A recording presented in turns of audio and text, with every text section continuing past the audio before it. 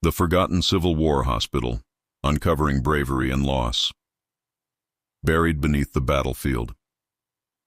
In a quiet grove, far from the grand monuments and well-marked trails of Civil War battlefields, the earth holds secrets ordinary eyes have long overlooked. Where wildflowers now sway and birdsong fills the air, a forgotten hospital once stood, a sanctuary of suffering, hope, and sacrifice. When a group of amateur historians unearthed relics from this hidden site, they stumbled upon a trove of stories more moving and more human than any official history could capture. A chance discovery in the wilderness. The story began with a faded rumor. Local tales spoke of a makeshift hospital that had served wounded soldiers during the height of the war, somewhere beyond the burnt timbers of an old farmhouse. Armed with ground-penetrating radar and a sense of curiosity, a small team set out to find what, if anything, remained. What they uncovered was astonishing.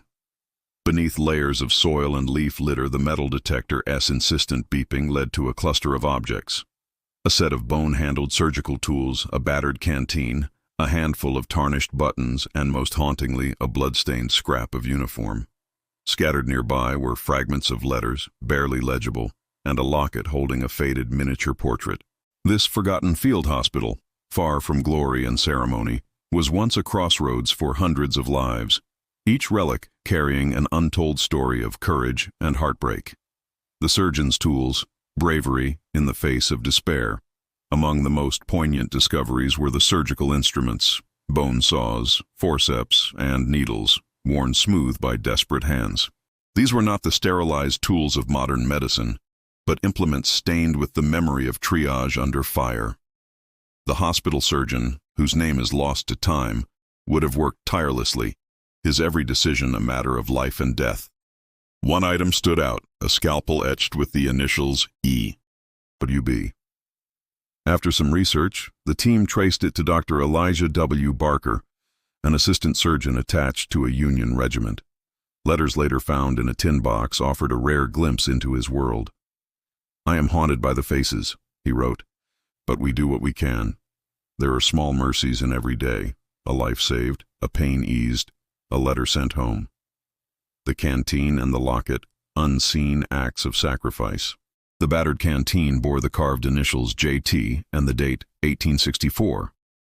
A letter fragment tucked inside revealed it once belonged to Private James Turner, who had been shot in the leg at the Battle of the Wilderness. The letter, addressed to his sister, described the hospital's chaos. "The groans are terrible, but the men are brave. Some laugh to keep from crying. I share my water with those who thirst, and we pray for morning." Nearby, the locket told a different story, a personal one.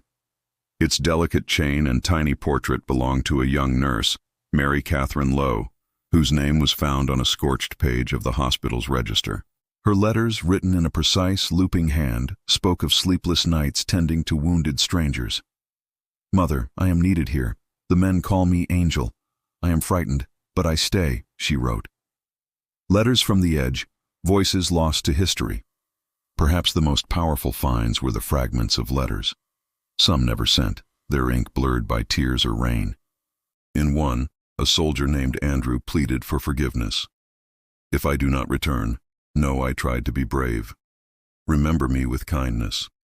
Another, written by a chaplain, described the quiet heroism of those who gave comfort to the dying. "In this place of sorrow, there is also love. We hold each hand, offer each prayer, and witness each soul's passing." What these voices share is a raw honesty, the sort that seldom appears in military reports or grand commemorations. Here, in the shade of forgotten trees, the war was not about strategy or victory, but about endurance, friendship, and the will to survive another night. Echoes that endure.